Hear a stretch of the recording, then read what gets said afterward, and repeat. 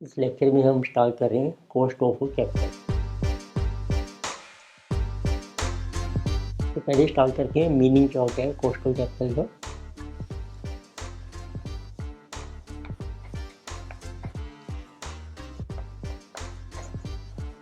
ये जो टर्म है cost of capital, so this is applicable for companies. So this is cost of capital for companies.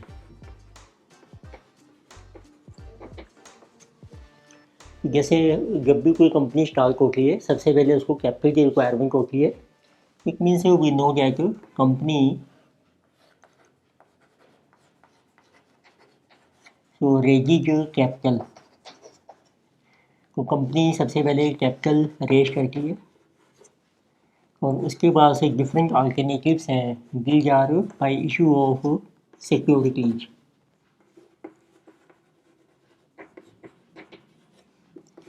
तो securities क्या होती हैं, जैसे कंपनी शेयर इशू कर सकती है, तो it means company can issue equity shares.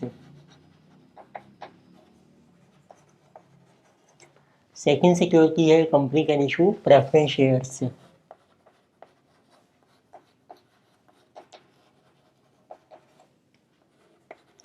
तो third alternative is company can issue debentures.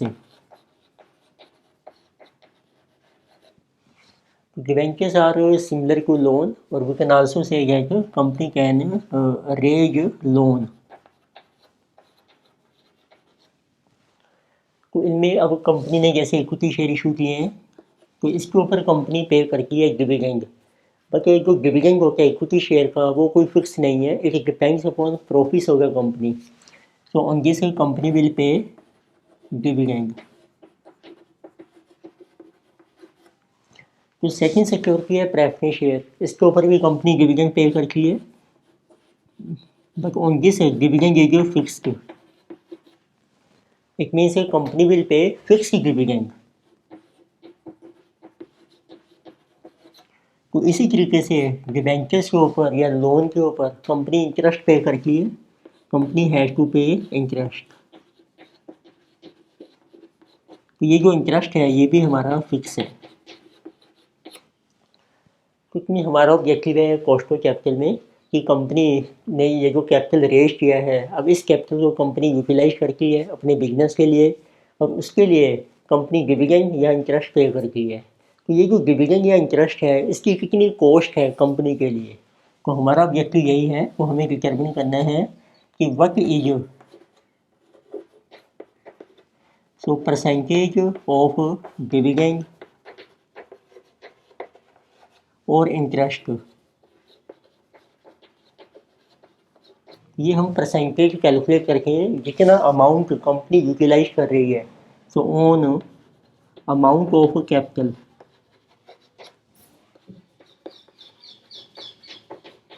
Which is utilised by company.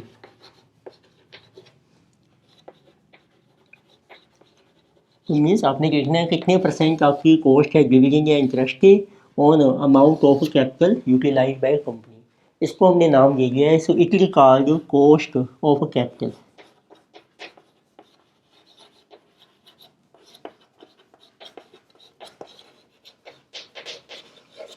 तो इट मीन्स कैपिटल की मनी यूटिलाइज करने के लिए हमें कितनी कॉस्ट पड़ रही है।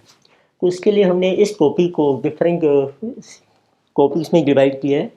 जैसे हम पहले डिटरमिन करेंगे कॉस्ट ऑफ डिबेंचर की कितनी कॉस्ट है, cost of preference, cost of equity, फिर हम उनकी सबकी ओवरऑल कॉस्ट कैलकुलेट करेंगे। तो देखते हैं कि इसमें कौन कौन से टॉपिक्स कवर होते हैं। तो इट मीन्स जो आपकी अब ओवरऑल कॉस्ट ऑफ कैपिटल हम कैलकुलेट करेंगे।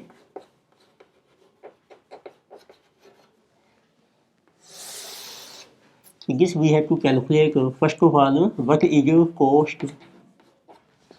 तो ये जो डिबेंचर या लोन है इसको हम डेट कहते हैं, what is the cost of debt. Debt को क्या है, टोटल लोन कितना है। तो डेट में दोनों चीज़ें कवर होती हैं, इट इंक्लूड्स डिबेंचर सो और इट मे बी लोन। तो सेकंड हम डिस्कस करेंगे determination of cost of preference share.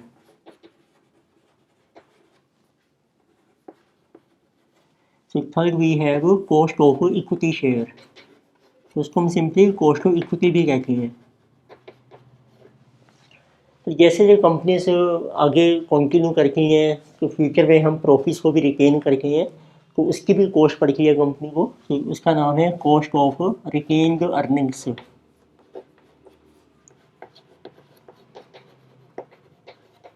तो कॉस्ट ऑफ रिटेन्ड अर्निंग्स।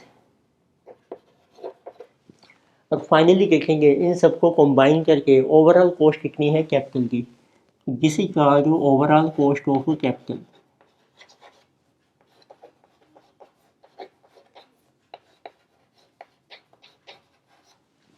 तो इतने हमारे 5 टॉपिक्स हैं। तो पहले हम स्टार्ट कर रहे हैं तो this is cost of capital. तो कॉस्ट ऑफ कैपिटल को, क्योंकि ये हमारी परसेंटेज में होती है, कॉस्ट है हमारी, इसको हम के से डिनोट करते हैं। तो कॉस्ट ऑफ डिबेंचर या डेट को हम डिनोट करेंगे K G, cost of preference will be denoted by K P, cost of equity by K E, cost of retained earnings इसको हम डिनोट करेंगे के आर, और जो ओवरऑल कॉस्ट ऑफ कैपिटल है इसको हम डिनोट करते हैं के ओ। तो ये डिफरेंट सिंबल्स हैं, एब्रीवेशन हैं जो हम यूज़ करते हैं। तो स्टार्ट करते हैं सबसे पहले कॉस्ट ऑफ डेट।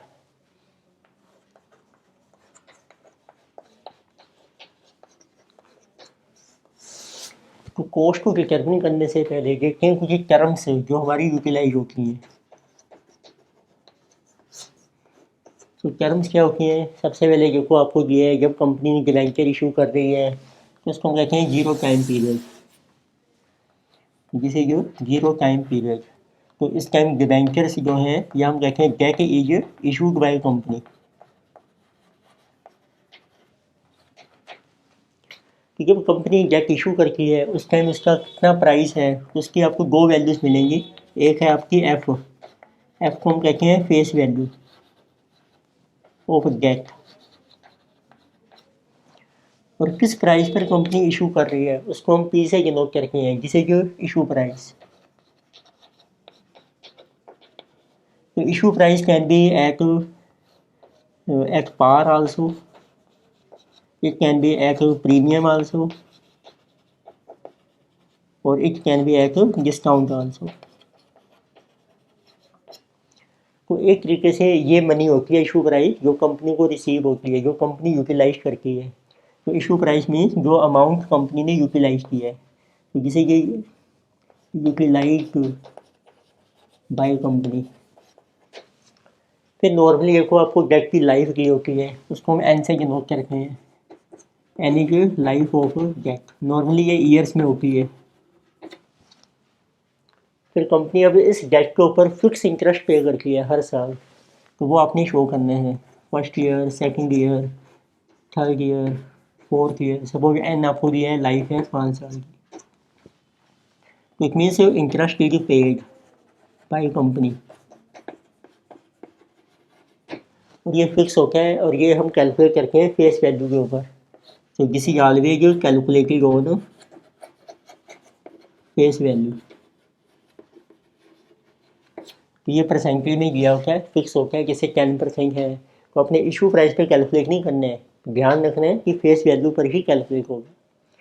अब ये इंटरेस्ट है, अब इंटरेस्ट जो होता है नॉर्मली ये एक्सपेंस माना जाता है कंपनी का, तो it is expense of company. तो उसके ऊपर एक तरीके से कंपनी को टैक्स सेविंग भी मिलती है, तो टैक्स सेविंग। तो फिर हमने कैलकुलेट करना है कितनी कॉस्ट पड़ेगी कंपनी को इंटरेस्ट पे करने के आफ्टर टैक्स सेविंग। तो इट मीन्स इसको हम कहते हैं ए, एनुअल कॉस्ट। तो ए से हम डिनोट करेंगे एनुअल कॉस्ट टू कंपनी, तो ये भी कैलकुलेट करेंगे। अब क्या, जब लाइफ जैसे ओवर हो रही है डिबेंचर की, तो कंपनी ने डेट को रिडीम करना है, तो वो भी आपको दी होती है, उसको आर से डिनोट करेंगे। आर है redemption value.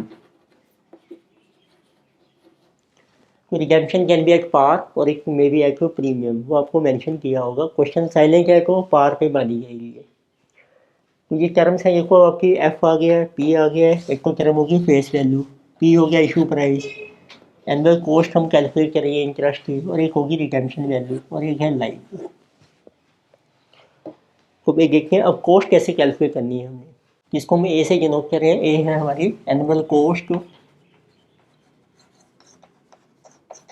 Of using debt by company. तो कोई एनुअल कॉस्ट में दो चीज़ें आती हैं, एक को इंटरेस्ट की कॉस्ट कर दी है कंपनी को, तो आपने लेना है वकीली कॉस्ट ऑफ इंटरेस्ट, और ये हम लेते हैं आफ्टर टैक्स। तो एक आपने देखा जैसे इशू प्राइस डिफरेंट होगा, रिडेम्पशन वैल्यू डिफरेंट होती है, उनमें जो लॉस हो रहा है कंपनी को इशू करने का, तो वो भी आपने कंसीडर करनी है।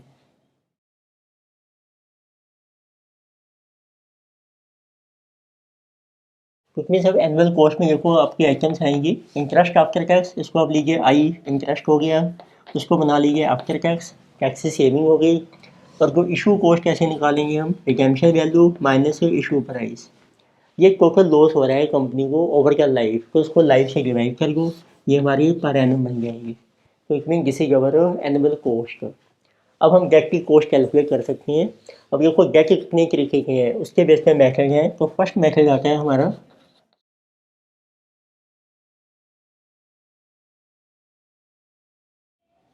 This is रीडीमेबल date.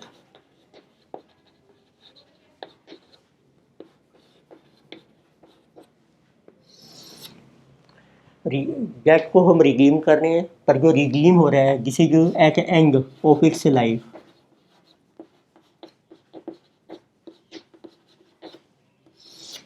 अब कॉस्ट ऑफ डेट का फार्मूला क्या बनेगा इसमें, तो पहले हम ये इस मेथड को कहते हैं फार्मूला अप्रोच।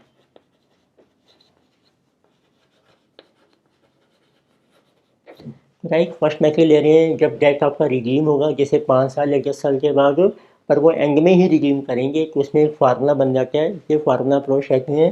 फार्मूला है कॉस्ट ऑफ डेट को कैलकुलेट करने का। तो आपको लेना है वही जो एनुअल कॉस्ट कितनी है आपकी, annual cost of using debt. अभी जो एनुअल कॉस्ट है ये रुपीज़ में आएगी जो हमने कैलकुलेट की है। अब इसकी परसेंटेज निकालेंगे कि उसको डिवाइड करके हम एवरेज अमाउंट कितना यूटिलाइज किया है कंपनी ने, average amount of debt which is utilised by company, इसको कर लीजिए इनटू 100।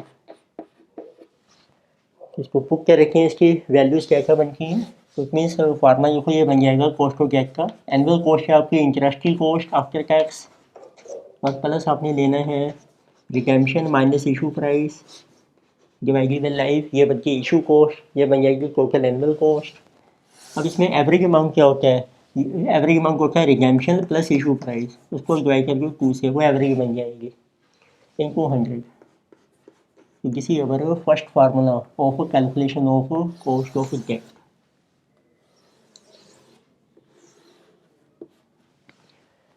राइट, सिंपल फार्मूला है।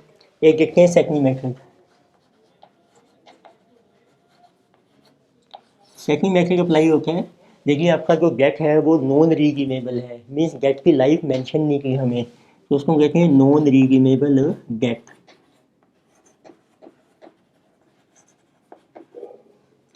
तो इसकी एक और टर्म होती है, इसको परपेचुअल डेट भी कहते हैं हम। परपेचुअल मीन जो परमानेंट चलता रहेगा, कभी भी रिडीम नहीं होगा, या इसको इररिडीमेबल डेट भी कहते हैं। तो उस केस में देखो क्या इफेक्ट होगा, रिडेम्पशन का रोल ख़त्म हो जाएगा, लाइफ भी ख़त्म हो जाएगी, तो सिर्फ इंटरेस्ट की कॉस्ट रह जाएगी उस केस में। इट मीन्स अब कॉस्ट ऑफ डेट का फार्मूला बन जाएगा, सिर्फ हमारी एनुअल इंटरेस्ट कॉस्ट आ जाएगी,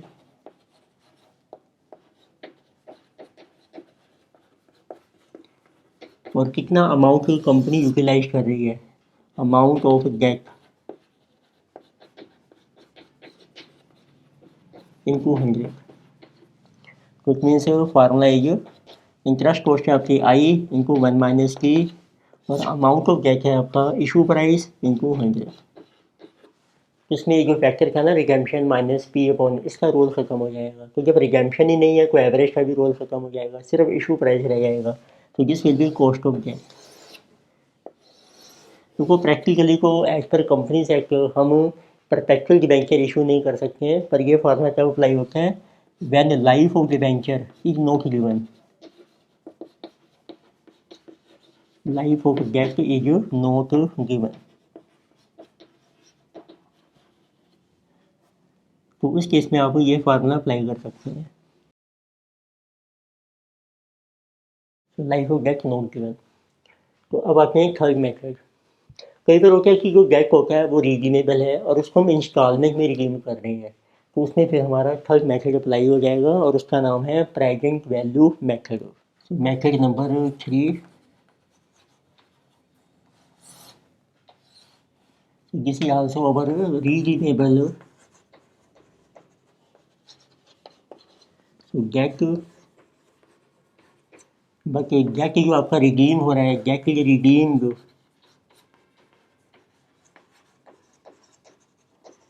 सो इन इंस्टॉलमेंट्स, इसको हम इंस्टॉलमेंट्स में रिडीम कर रहे हैं।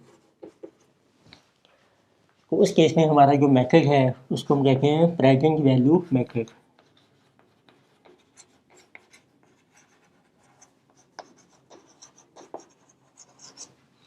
इसमें देखो आप देखिए, हम इसका टाइम स्केल देखें। टाइम स्केल आपने ड्रॉ करना है पहले।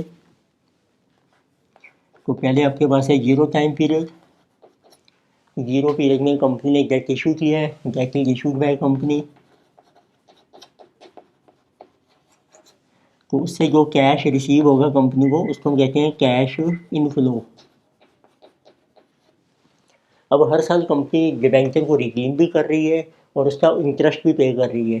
तो वो हम कैलकुलेट करेंगे ईयर बाय ईयर, 1 2 3, जितनी उसकी लाइफ की है आपको, क्योंकि लाइफ आपकी है 4 ईयर। तो उसको हम कहते हैं ए हो गया आपका इसमें annual cash outflow. Means company cash में कितना अमाउंट पे कर रही है। एक तो रिडेम्पशन अमाउंट आएगी आपकी आर और प्लस इंटरेस्ट हम पे करेंगे। इंटरेस्ट को बनाओ आफ्टर टैक्स, ये हमारा आउटफ्लो बन जाएगा। अब कॉस्ट ऑफ डेट क्या होती है। अब ये जो आउटफ्लो है ना, ये फ्यूचर में हो रहा है, फर्स्ट ईयर में, सेकंड, थर्ड, जब तो उसकी लाइफ चलेगी। इसकी कैलकुलेट करो प्रेजेंट वैल्यू। प्रेजेंट वैल्यू के लिए चाहिए हमें आर। तो प्रेजेंट वैल्यू कैलकुलेट करके उसको इशू प्राइस के इक्वल कर दो। तो डेट इशू इनफ्लो क्या होता है, इशू प्राइस। तो मीन्स हमने क्या करना है, ये जो कैश आउटफ्लो है उसकी निकालेंगे present value. Present value of future cash outflows. और प्रेजेंट वैल्यू कैलकुलेट करने के लिए हमें चाहिए आर। तो वो कैलकुलेट होगी आर के ऊपर। और ये प्रेजेंट वैल्यू हमने इक्वल करनी है जो आपका इशू प्राइस है, विच इज पी। अब इसमें आर मिसिंग होता है, तो ये जो आर निकलेगा, जिस रेट पर प्रेजेंट वैल्यू इक्वल हो जाएगी, वही हमारी कॉस्ट ऑफ डेट है। दिस वैल्यू ऑफ आर जो है वो आपकी मिसिंग है एंड किसी का जो कॉस्ट ऑफ डेट। तो सबसे इसमें एक डेफिनेशन देखें क्या बनती है। इसमें प्रेजेंट वैल्यू मेथड में डेफिनेशन बनती है, कॉस्ट ऑफ डेट जो है आपकी, cost of debt so is debt value of R. तो ये एक ऐसी वैल्यू है आर की एट विच, तो जिसके बेस पर आप कैलकुलेट करते हैं present value of future, so cash outflows, right? Cost of debt is that value of R at which present value of future cash outflow becomes equal to initial cash inflow। तो जो cash inflow मिल रहा है company को initially, जिसको हम कहते हैं issue price, which is P. तो अब आपने करना क्या होता है, इसमें आपको एक टेबल ड्रॉ करना है। जैसे ईयर आप मेंशन कर सकते हैं, 4 ईयर की लगी लाइफ है आपकी, 1 2 3 एंड 4। और फिर हम कैलकुलेट करेंगे कैश आउटफ्लो कितने हैं आपके। तो हर साल के कैलकुलेट कीजिए आप कैश आउटफ्लो। इसमें कोई रिडेम्पशन वैल्यू आएगी, प्लस आपका इंटरेस्ट आएगा जो आप पे करोगे हर साल। ठीक है, जैसे अब आपका सपोज चलो 100 का डिबेंचर है, 25 25 25 आप हर साल रिडीम कर रहे हैं। तो इंटरेस्ट पहले साल कैलकुलेट होगा 100 के ऊपर, फिर 75 के ऊपर, फिर 50 के ऊपर, देन ऑन 25। तो ऐसे इसमें इंटरेस्ट रिड्यूस होता जाएगा। तो ये आउटफ्लो बन जाएगा आपका। तो इसको आप लिख सकते हो COF, कैश आउटफ्लो, रुपीज़ में आ गया। अब इसकी प्रेजेंट वैल्यू आपने कैलकुलेट करनी है। तो अब आर की वैल्यू ले लो जितना रेट ऑफ इंटरेस्ट दिया है, जैसे 10% है तो प्राइजिंग वैल्यू कैलकुलेट करो आप, पीवी फैक्टर, और पीवी फैक्टर से फिर आप मल्टीप्लाई कर दो कैश आउटफ्लो को, आपकी टोटल प्राइजिंग वैल्यू आ जाएगी। अब ये हमारे पी के इक्वल होनी चाहिए इशू प्राइस के, पर नॉर्मली क्या होता है प्राइजिंग वैल्यू या कम होती है या ज़्यादा होती है। अब इसमें देखो दो पॉसिबिलिटीज़ हैं, तो if pricing value is greater than P, तो मीन्स हमने इस प्राइजिंग वैल्यू को जो है पी के इक्वल करना था, पर ये ग्रेटर आ रही है, उसको रिड्यूस करना है। तो रिड्यूस करने के लिए क्या करेंगे हम, टू रिड्यूस प्राइजिंग वैल्यू, तो आपने अप्लाई करना है हायर वैल्यू ऑफ आर।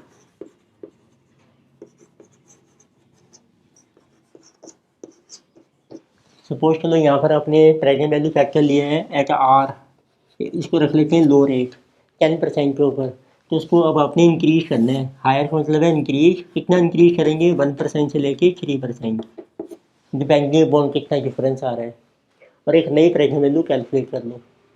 और यदि आपकी प्रेजेंट वैल्यू पहले ही कम आ रही है पी से, इट मीन अब ये प्रेजेंट वैल्यू आपकी पी से कम आ रही है, इसको इंक्रीज करना है। तो इंक्रीज करने के लिए को इंक्रीज प्राइजिंग वैल्यू, अब आपने अप्लाई करना है लोअर तो वैल्यू ऑफ आर, तो आर की लो वैल्यू अप्लाई कीजिए। कितना लो करेंगे, यही 1% से लेके 3% के बीच में, तो एक प्राइजिंग वैल्यू और आ जाएगी आपकी। तो लेके से किसी के पीवी फैक्टर एट ए हाई रेट, अब दो प्राइजिंग वैल्यूज आ गई हैं, एक हमारी इससे ज़्यादा होगी एक इससे कम होगी। अब इन दोनों के बीच में कर को इंटरपोलेट, तो वो फाइनल स्टेप है, उसको कहते हैं debt cost of debt by interpolation. इसीलिए इस मेथड का नाम ना इंटरपोलेशन मेथड भी है। तो उसको फार्मूला क्या होता है इसका, कॉस्ट ऑफ गेट आपने देखना है कौन सा लो रेट है, और उसके बेस पर प्राइजिंग वैल्यू आपकी कितनी है एट लो रेट, इसको हमने इक्वल करना है पी के, तो कंपेयर करो पी से, नीचे आएगा आपका difference in pricing value at low rate minus pricing value at high rate, और यहाँ आएगा आपका डिफरेंस इन हाई रेट और लो रेट। तो एक तरीके से ना ये यूनिटरी मेथड है, तो मीन्स है कि इतना डिफरेंस आना है दोनों प्राइजिंग वैल्यूज़ में, तो हमारा इतना डिफरेंस है रेट ऑफ इंटरेस्ट में, और ये डिफरेंस हमने रिकवर करना है, तो उसके लिए कितना रेट होना चाहिए वो ऐड हो जाएगा, वो आपकी कॉस्ट ऑफ डेट बन जाएगी। को भी एक एग्जाम्पल करेंगे उससे आपको क्लियर हो जाएगा। तो देखें एक लास्ट मेथड है कॉस्ट ऑफ डेट में, method number 4। Method 4 is applicable in case of convertible gate.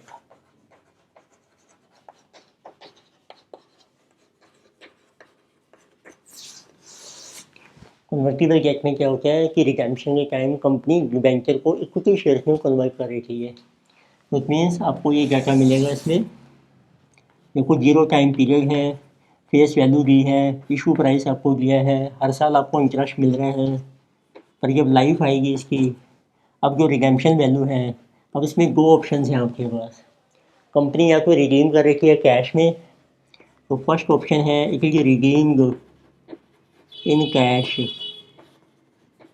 या दूसरी ऑप्शन होती है या फिर कंपनी इसको कन्वर्ट कर रखी है इक्विटी शेयर्स में, और it is converted into equity shares.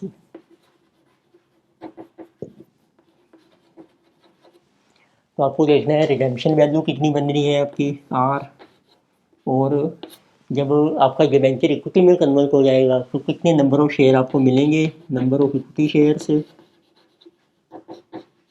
और उनका उस टाइम क्या प्राइस होगा इनको मार्केट प्राइस ऑफ शेयर।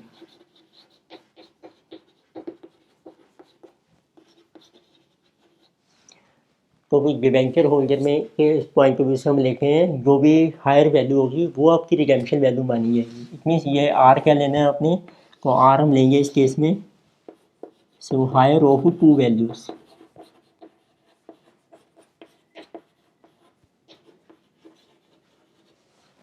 उसके बाद फिर आप अपना नॉर्मल फार्मूला अप्लाई कर सकते हैं। फार्मूला अप्लाई हो जाएगा, लेकिन इंस्टॉलमेंट में रिडीम हो रहे हैं तो प्रेजेंट वैल्यू मेथड आप अप्लाई कर सकते हैं और कॉस्ट ऑफ डेट कैलकुलेट हो जाएगी।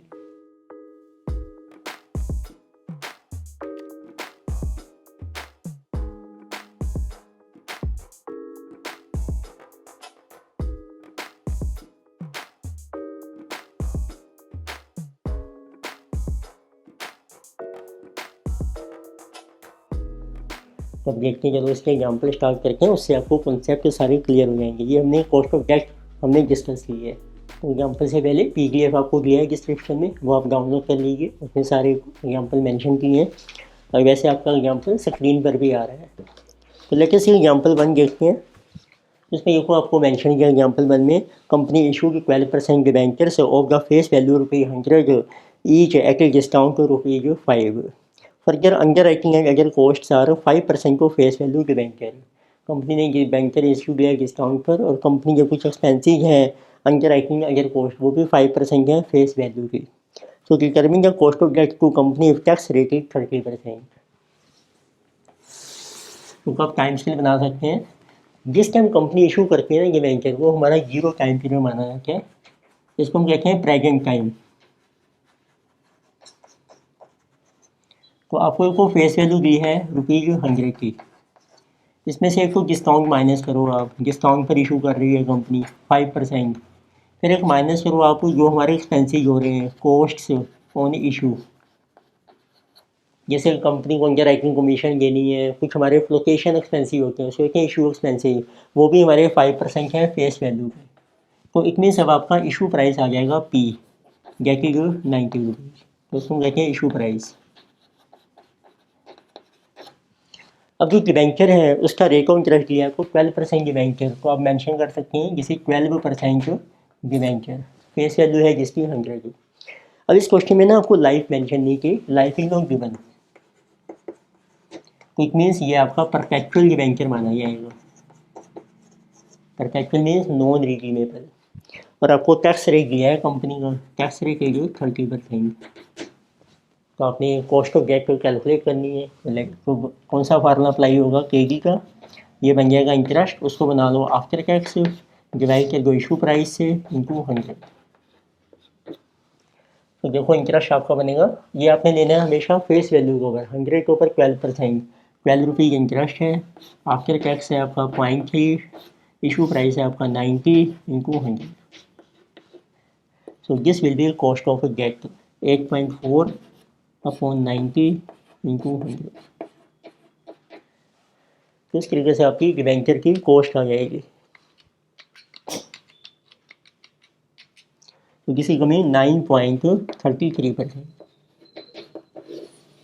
इसको एक तरीके से हम कहते हैं इफेक्टिव कितनी कॉस्ट है कंपनी को, जो मनी कंपनी यूटिलाइज कर रही है। क्योंकि देखो कंपनी ने इंटरेस्ट को पे करना होता है फेस वैल्यू पर उसको मनी मिली सिर्फ 90, तो उस और टैक्स से सेविंग भी हो रही है, तो उन सबको एडजस्ट करके हमारी इफेक्टिव कॉस्ट जो है 9.33% रह जाएगी। Next example number 2। इसमें देखो मेंशन किया है 3 years ago so Sohn Limited issued 12% irredeemable debentures at ₹5 premium to their par value of ₹100। It means आज आपका जैसे 0 टाइम पीरियड है, तो 3 साल पहले वो कह रहे हैं कि हमने इशू किए थे प्रीमियम के ऊपर, तो फेस वैल्यू है आपकी ₹100 और प्लस प्रीमियम जैसे 5, तो इट मीन्स इशू प्राइस था आपका 105 and current market price of deal debenture की 98। पर आज एक ही डेट में जो मार्केट प्राइस है डिबेंचर का वो आपको दिया है जिसे कि 98। So if the company page tax rate 30% but is current cost of debenture capital, तो कंपनी का टैक्स रेट है 30%, ये भी इरिडीमेबल है, लाइफ हमें मेंशन नहीं की, तो इट मीन्स जिसे जो नॉन रिडीमेबल, जिसको हम कहते हैं परपेचुअल डिबेंचर। टैक्स रेट आपको 30% दिए है, तो कॉस्ट ऑफ डेट आपको कैलकुलेट करनी है। देखो उन्होंने पूछा है करंट कॉस्ट आज की डेट में, तो इट मीन्स जब हम आज की डेट में कैलकुलेट कर रहे हैं और डिबेंचर कंपनी ने पहले इशू किया था 3 साल पहले, तो उस केस में इशू प्राइस को कंसीडर नहीं करेंगे। हमारा आज की डेट का जो प्राइस है मार्केट प्राइस वो P माना जाएगा, तो इसको हम लेते हैं करंट प्राइस। तो इसमें पी जो है वो हमारा करंट प्राइस है 98। तो फार्मूला वही है, कॉस्ट ऑफ डेट का इंटरेस्ट उसको बना लीजिए आफ्टर टैक्स, डिवाइड कर दो पी से इंटू 100। तो इट मीन जिस डेट को आप कॉस्ट कैलकुलेट कर रहे हैं उस टाइम देखो क्या प्राइस चल रहा है मार्केट में, या उसी टाइम यदि इशू किए हैं तो फिर इशू प्राइस आ जाएगा। तो इंटरेस्ट देखो है, इंटरेस्ट कैलकुलेट होगा फेस वैल्यू के ऊपर, जिस आल्सो 12% के बैंकर हैं आपके, debt will be 12 after tax, और करंट प्राइस है आज आपका 98 इंटू 100। तो लाइफ मेंशन नहीं की, तो ये भी परफेक्टल माना गया है, reasonable. So 8.4 divided by 98 into 8.57, this is cost of debenture और debt. Next legacy example number 3। इसमें देखो आपको डाटा मेंशन किया है, अ कंपनी इशू 10% डिवेंचर्स और ₹100 at a premium of 10% redeemable after 5 years है। तो कंपनी ने आज डिवेंचर इशू किए हैं 0 time period, these are 10% two debentures, so of ₹100, ये आपकी फेस वैल्यू है, और हम इशू कर रहे हैं प्रीमियम ऑफ 10%, तो इसमें इशू प्राइस बन जाएगा आपका 100 plus 10%, 110, and these are redeemable after 5 years, तो इसकी लाइफ आपको दी है जिसे जो 5 years. Debentures will be redeemed on maturity, तो यहाँ पर रिडीम हो जाएंगे मैच्योरिटी पर, तो मेंशन नहीं किया है, तो 100 की फेस वैल्यू मानी जाएगी, इसी पर रिडीम हो रही हैं। तो टैक्स रेट है 30%, तो compute working cost of debenture, cost of debt. तो अब ये रिडीमेबल है आफ्टर 5 ईयर, लमसम में हो रहा है, तो फार्मूला अप्लाई कर रखे हैं, कॉस्ट ऑफ डेट का फार्मूला है आपका, इंटरेस्ट की देखो कितनी कॉस्ट पड़ेगी आपको, प्लस इशू कॉस्ट आ जाएगी R minus P upon life upon average amount जो कंपनी यूटिलाइज कर रही है, R plus P upon 2 into 100।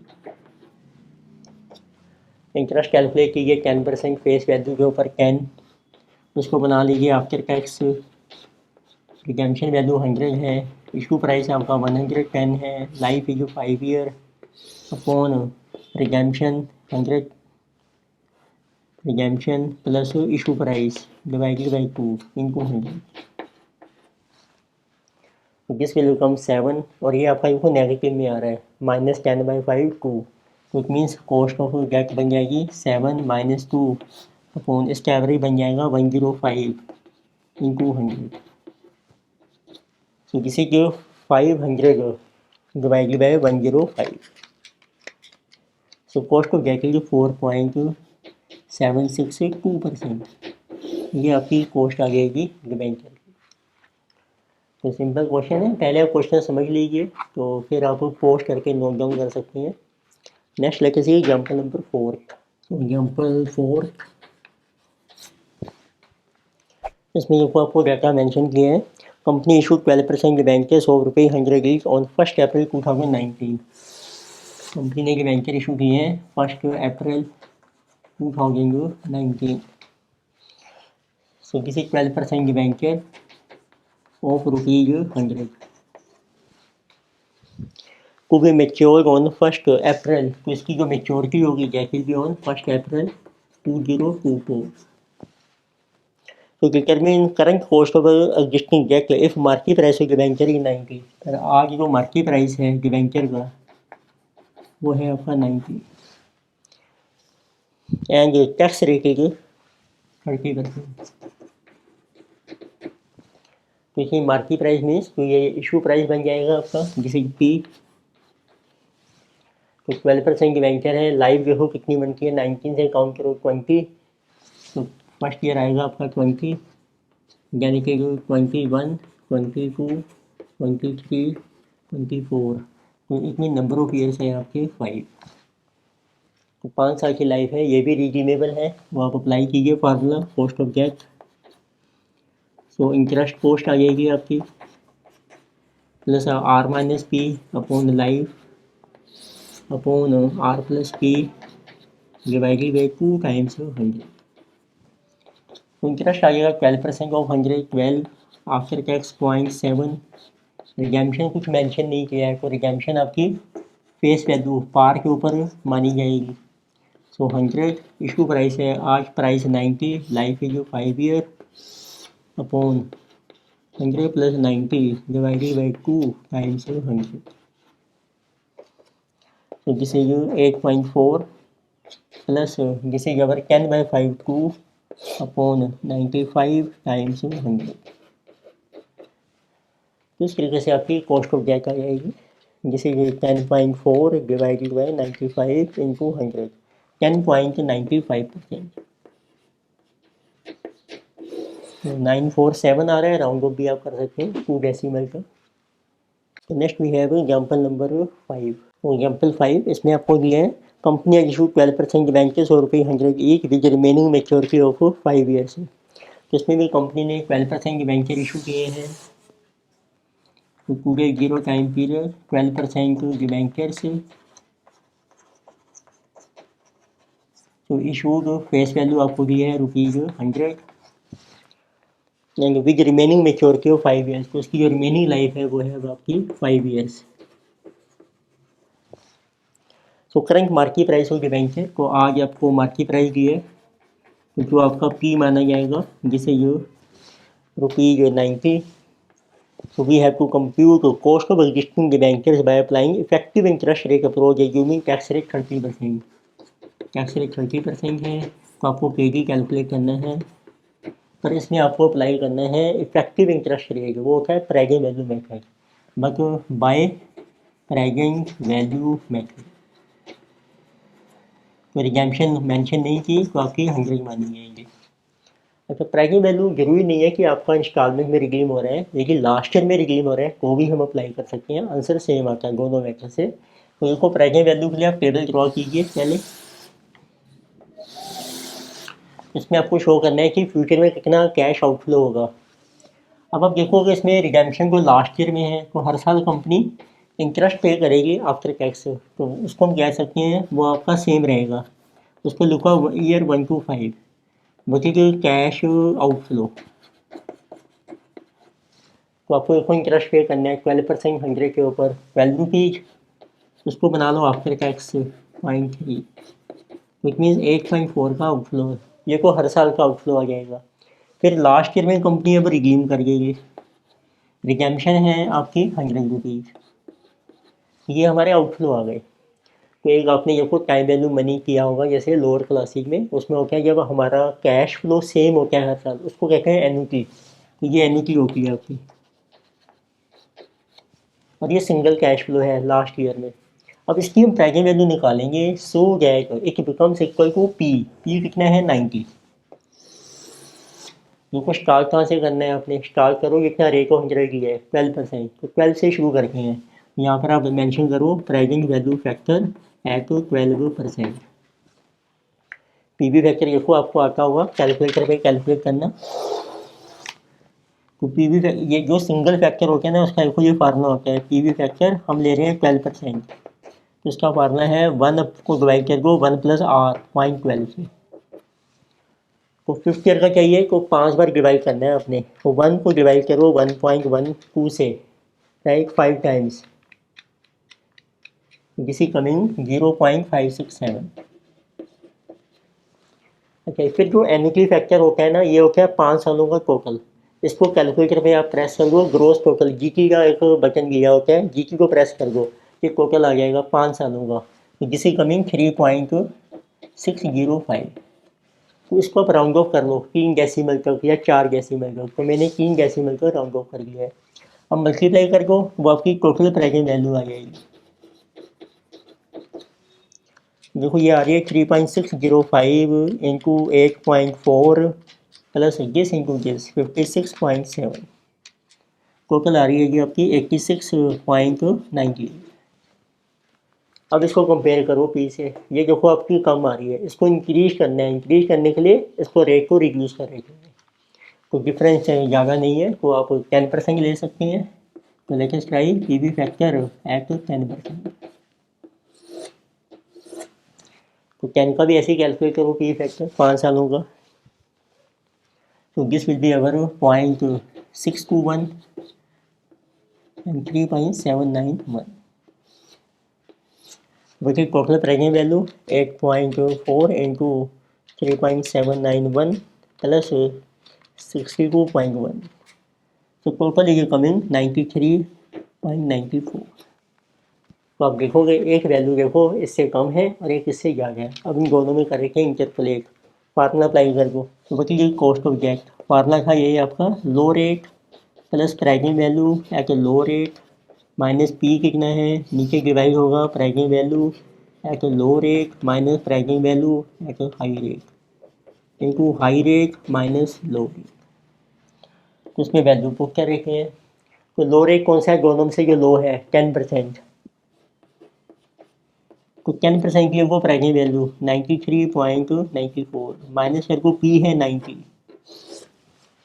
नीचे डिनोमिनेटर में आएगा इन दोनों प्राइसिंग वैल्यू का difference 93.94 minus 86.98 so into difference in rate of interest जिसे 12 minus 10 so this is coming to be 10 plus this minus is 3.94 into this is 2 divided by और इन दोनों का difference 86.98 this is 6.96। इसको solve करके आपकी cost of debt आ जाएगी debt 3/94 times 2 divided by 6.96 so plus 10 11.132%।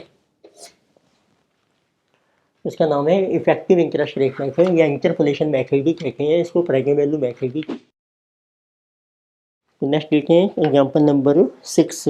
Example 6 में आपको मेंशन किया है A limited is proposing to sell a 4 year 12% bond of ₹1000 at a discount of 5%। इसमें कंपनी अगर बॉन्ड इशू कर रही है, बॉन्ड्स होते हैं जो गवर्नमेंट कंपनी इशू करती है या corporation, these are also similar to debenture. तो ए लिमिटेड है तो 4 ईयर का बॉन्ड हम इशू कर रहे हैं 12% बॉन्ड, तो किसी ऑफ ₹1000 उसकी फेस वैल्यू 1000 दी है और ये हम इशू कर रहे हैं डिस्काउंट ऑफ 5%। डिस्काउंट है 5%, तो आपका इशू प्राइस आ जाएगा P 950 rupees and the bond amount will be amortized equally over life. Amortize होते हैं कि इसको हम रीपे करेंगे equally over the life, but इस bonds effective cost if tax rate is 30%। उसकी जो लाइफ है वो दी है आपको 4 ईयर्स। तो आपको रिडेम्पशन कितनी आएगी, तो 1000 को आपने तो 4 साल में डिवाइड करना है 250। तो अब ये बॉन्ड आपका रिडीम हो रहा है इंस्टॉलमेंट्स में, उसमें अप्लाई होगा प्रेजेंट वैल्यू मेथड, जिसका नाम है इफेक्टिव इंटरेस्ट रेट मेथड। तो आपको टेबल ड्रॉ करना है, ये पी आ गया आपके पास, अब आप टेबल ड्रॉ कीजिए। तो 4 ईयर की लाइफ है, हम बनाएंगे ईयर 1, 2, 3 एंड 4।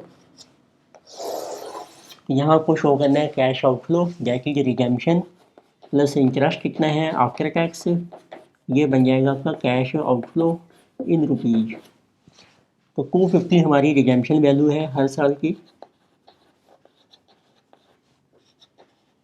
इंटरेस्ट देखो पहले साल आएगा 12% 1000 के ऊपर 120, उसको बनाया आपने आफ्टर टैक्स 0.7 रह जाएगा। अब नेक्स्ट ईयर में 1000 में से 250 रिडीम हो गए 750 रह जाएंगे, उसके ऊपर 12% ये 90 आ जाएगा इंटू 0.7। फिर थर्ड ईयर में टोटल 500 रुपये रिडीम हो गए, 500 के ऊपर इंटरेस्ट आएगा 12% 60 इंटू 0.7। सिमिलरली लास्ट ईयर में रह गए सिर्फ 250, उसके ऊपर इंटरेस्ट आ जाएगा 30 रुपीज़ इंटू 0.7। तो इस तरीके से हमारे कैश आउटफ्लो आ जाएंगे। तो 120 into 0.7 plus 250 this is 334, this is 63 plus 250 313, then it is our 42 plus 250 292, then it is our 21, this is 271। ये डिफरेंट आउटपुट्स हैं। अब इसकी कैलकुलेट करेंगे primary value, so that it is equal to 950। तो start कहाँ से करना है, जो रेट ऑफ इंटरेस्ट है 12%, तो let us start prime value factor at 12%. So 1 divided by 1.12, so 0.893, 797, 712, 636. तो इसको मल्टीप्लाई कीजिए तो आपकी टोटल प्राइम वैल्यू आ जाएगी. This is coming 927.98. अब देखो ये आपकी इससे कम आ रही है 950 से, तो उसको इंक्रीज करने के लिए रेट को इंक्रीज कर रखे हैं, रेट को रिड्यूस कर रखे हैं, लेटेस्ट रिड्यूस अप टू 2%. उसको 2% से रिड्यूस कर लिया हमने, तो अब ट्राई करके हैं 10% पर. 0.909, 826, 751, 683. उसके बेस पर देखो आपकी जो टोटल प्राइस वैल्यू आ रही है जिसे 966.53. अब इनमें आप इंटरप्लेट कर लीजिए तो आपकी कॉस्ट ऑफ डेट आएगी. तो लो रेट है आपका 10% प्लस प्राइस वैल्यू है 10% की 966.53. पी है आपका 950. लेकिन दोनों में डिफरेंस आएगा आपका, जो दोनों प्राइस वैल्यूज़ है. तो जैसे ये 966.53 minus 927.98, this difference is 38.55 into 2. This will be cost of debt. This is coming 10.86%. तो इस लेक्चर में हमने डिस्कस किया है कॉस्ट ऑफ डेट. उसके मैंने एग्जांपल्स आपको करवाए हैं, तो आप ध्यान से समझिए, फिर उसको पोस्ट करके नोट डाउन कर सकते हैं. PDF आपको दिया हुआ है क्वेश्चन का. तो नेक्स्ट लेक्चर में हम कंटिन्यू करेंगे cost of preference share and cost of equity. Thank you.